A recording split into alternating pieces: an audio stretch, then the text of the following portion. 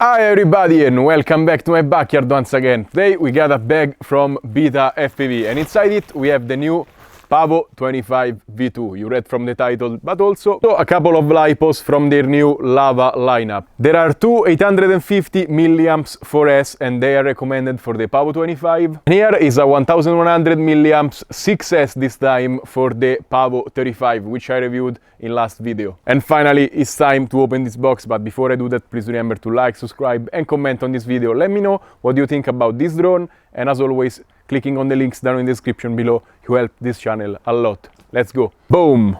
We remove the usual foam and you see there are the accessory bags and the drone down there. And the accessories are basically the same as the Pavo35, except the propellers are smaller. In fact, you get a spare set of Gemfan D63 tri-blades, 2.5 inches, light blue LED strip to stick on your ducks, and this is optional of course, and you can get different colors from the website. Here is the cable to connect your HD camera to the flight controller. In the parts bag you will find the extra screws, the screw for the GoPro and the hexagonal key to service your drone.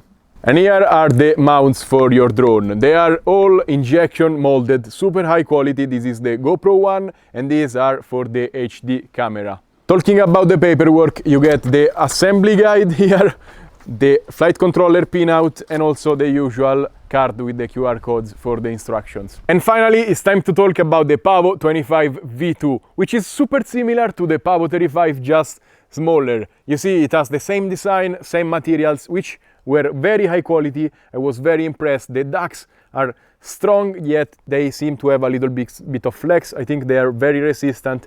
The carbon is very smooth, very nice, and also there are no 3D printed parts on this drone. Everything is injection molded, which is very high quality.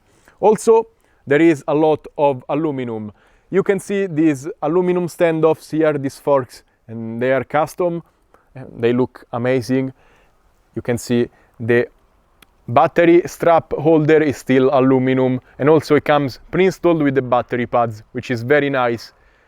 The battery strap also is retro-reflective, so if you lose the drone at night, you can search with a flashlight and this will shine. This drone is 112mm motor-to-motor and the weight, as you see it right now, is 143 grams without camera or antenna. Talking about the ducks, they seem to have a profile which is being studied aerodynamically by BetaFPV and they say it does 200 grams of thrust. I don't have a way to measure that, but the Pavo35 was more efficient than the 35 counterparts, so I think this drone will be efficient yet fly very good. Only the stream of air is a little bit more directional, and when you do maneuvers you will have to probably push it a little bit at an angle, but still I think it's gonna be flying very nice. The motors are BetaFPV 1505 4600 kV and they are pushed by the same flight controller as the Pavo35, which is very good because it was a F7 flight controller, 6S, 35 amps, but the motors are only for 4S, so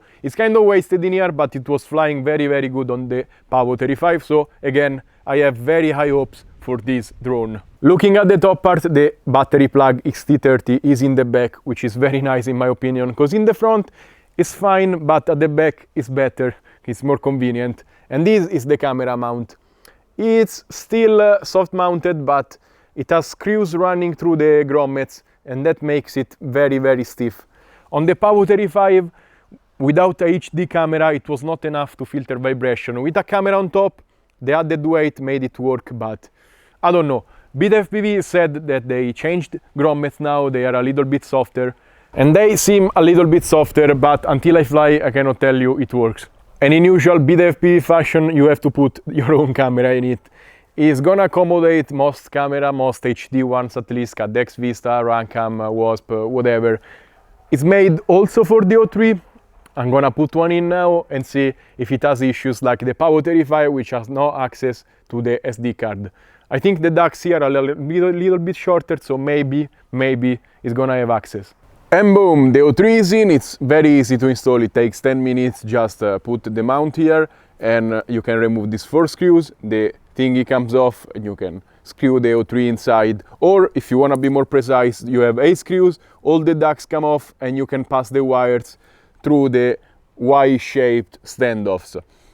Be careful, because these little screws for the O3 will strip very easily. Just I put them in, not tight, I tried to remove them and they stripped, and I had to drill them out because there was no other way, so I had to drill out a couple of screws.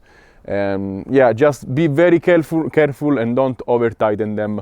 And in my opinion, this is not the best mounting solution for the O3 because you don't have any access to the micro SD card slot, because you have the ducts covering it. You can flip the O3 where you want, you will not have access. And even the USB cable is incredibly hard to reach, and you risk breaking the cable when you put it inside here. Really not the best. It's the same issues as the Pavo25.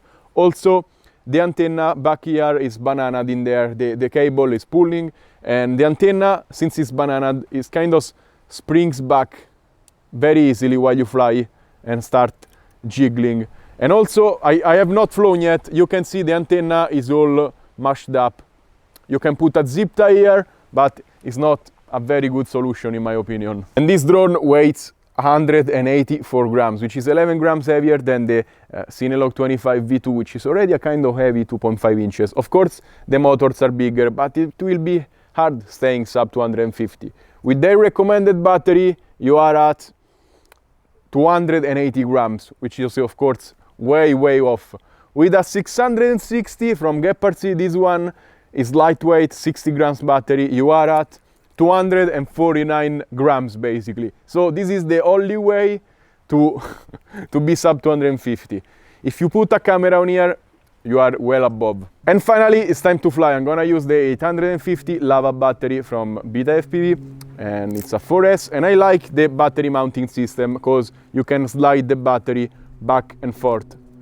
I like the longitudinal one. So first of all, it feels not very noisy actually, and it's kind of controllable on the sticks. I have to say, it's very precise. Like, it feels incredibly stable. This duct profile is very good. And today is a windy day as well. Maybe I have to put a little bit of expo. Now I'm in angle. And so far, no jello. Oh, I'm surprised there is no jello on this drone. Oh, finally, BetaFPV doesn't have jello. This is the second drone I review from them without jello. Very nice, very nice. I didn't expect it, but you can see it's pretty much jello free. Okay, so this mount works on this drone. Yeah, if you could put a micro SD card, it will be much better, but yeah. Okay, so the drone flies very nice, except the wind that is pushing it, but wow, it has a lot of power because the motors are kind of bigger. Yeah. Wow, it is very powerful. Yeah, I am botching every possible maneuver, but yeah, I mean, you are seeing it, and I'm not, of course the battery is new, but I'm not getting weird battery low problem. It's not sagging. Like, also the battery is very nice because with these bigger motors, I mean, you are seeing it, it flies incredibly good. Probably one of the best 2.5 inches I ever tried flying wise. So the bigger motors really work. There is a little bit of fluttering sometimes, but I mean, it's not giving us issues. Oh, come on. I cut a leaf. All the droplets. So the drone seems to be kind of efficient as well, because when you acro like that, usually they consume a ton of power. Oh my god, it goes also very fast. I'm impressed. I mean, the battery is big, but Yeah, we are also testing the. It's on purpose. Man, I have to take the pictures yet. I forgot. Now it's all dirty now. I have to clean it before taking the pictures. Okay, I think we broke something. Let's try again. Maybe it was just.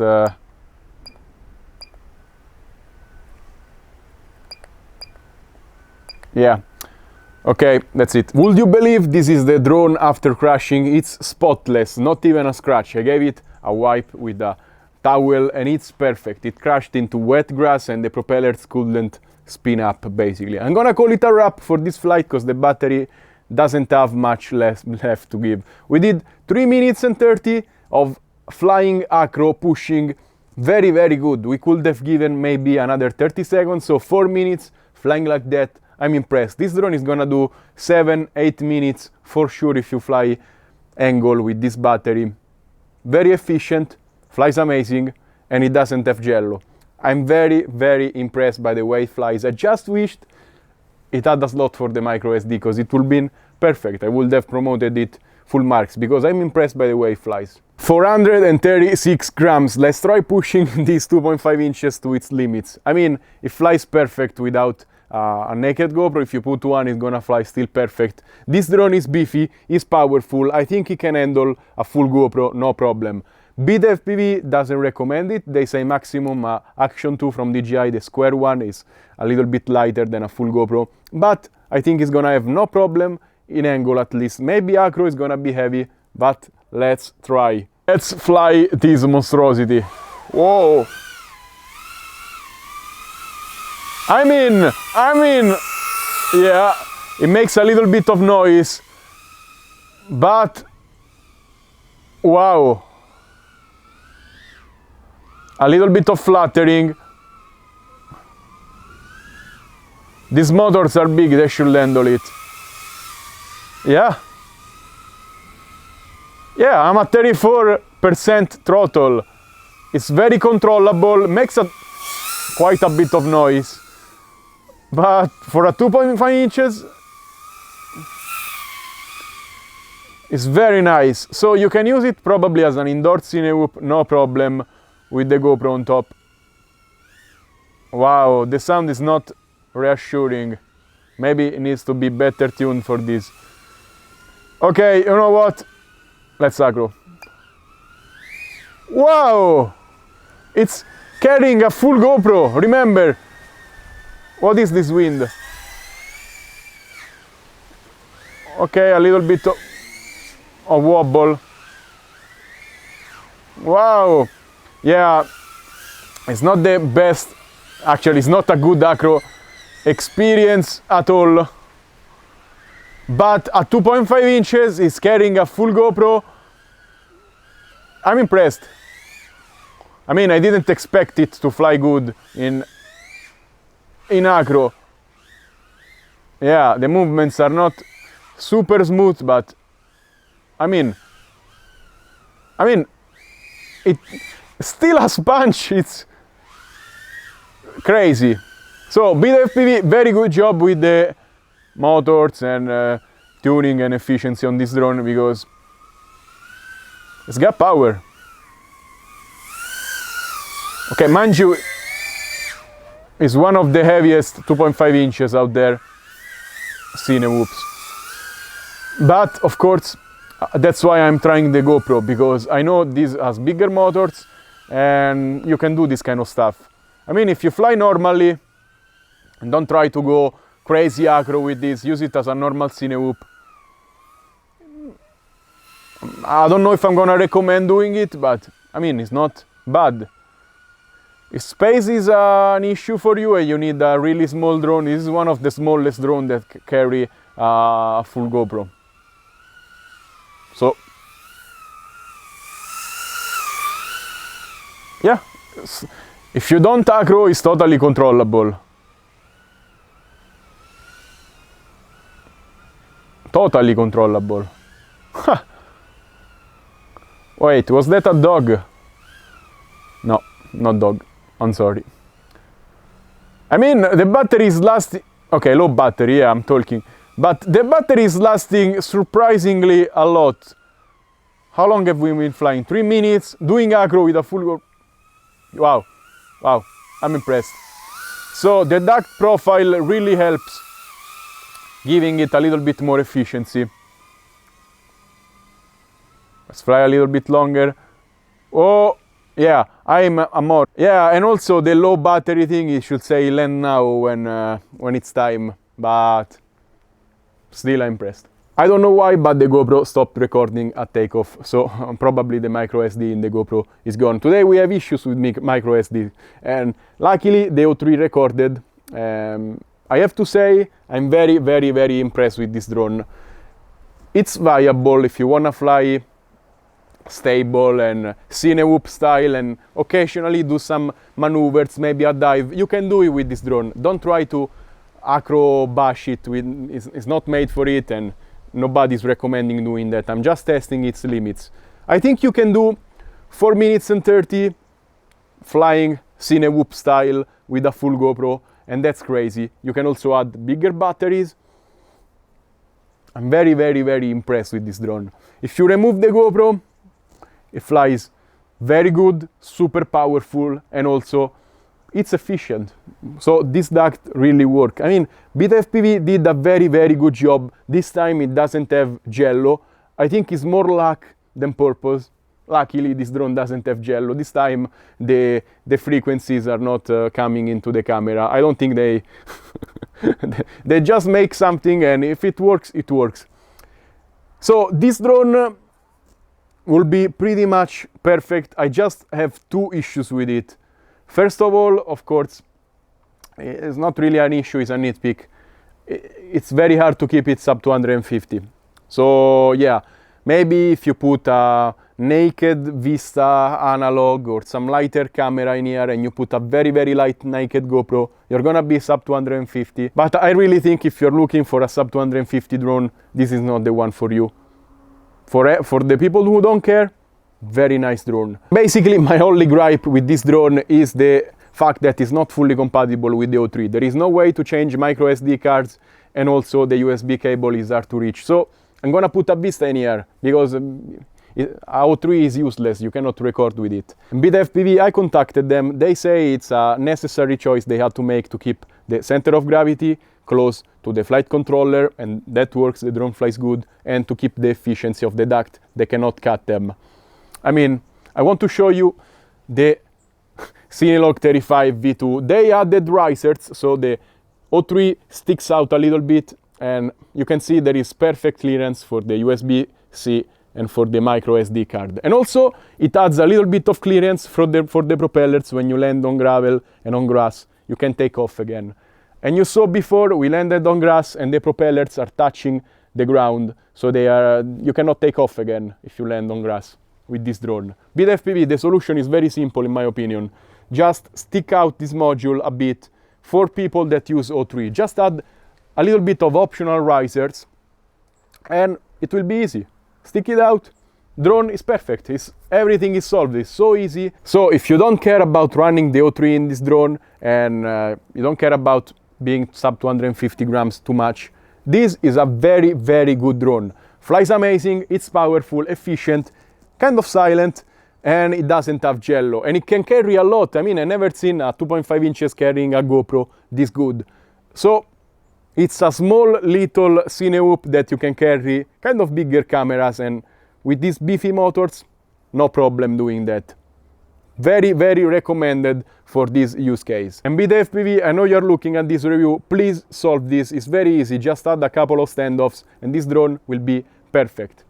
That's my opinion on it. As always, remember to like, share, subscribe, and comment on this video. Let me know if you agree with everything I said about this drone, if you expected it to carry a full GoPro. And if you want to buy something, as always, check out the links down in the description below to help my channel a lot. Thank you so much, stay safe, and happy flying. Bye!